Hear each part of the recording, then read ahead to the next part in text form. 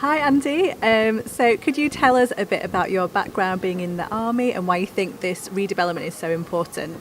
Yeah, I spent 10 years in the British Forces, most of that time in the Royal Engineers, doing things like bomb disposal as a paratrooper and as a diver, and I had a great time. I did operational tours all around the world, and it kind of, because I joined when I was 20 and left when I was 30, it kind of formed the man I am and always will be. So even though I've been out 10 years, I will forever be an ex-soldier.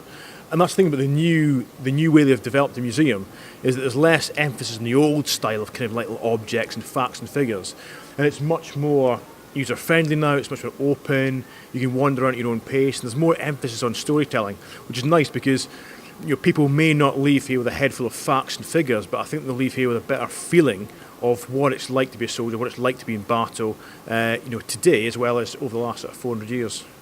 Okay, and have you got any kind of stories that you'd like to share with us about when you were in the bomb disposal unit? Have I got any ones that are clean to share with you?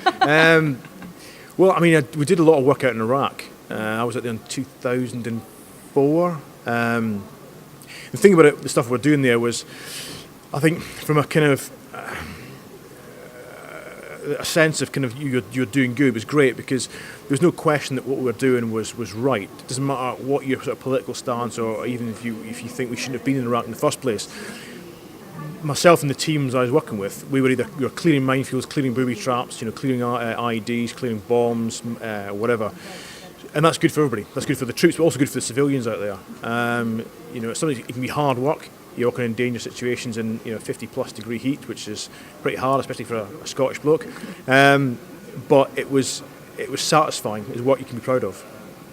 And how do you think, these negative perceptions, obviously, about the army, how do you think this museum can kind of counteract those perceptions, or do you think that nothing can change a person's opinion about that? No, there are negative opinions about the British Forces, and you know what? Some of those are valid. I mean, this museum kind of covers the last 400 years, and we are not whiter than white, especially further back in the past. I think you go places like Africa and India, you can question some of the tactics and some of the politics of why we're there.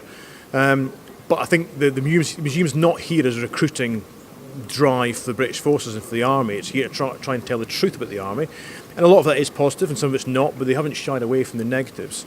So hopefully people will go away understanding the history of the army better, but also why it's here, why we really need it, and what it's like to be part of that.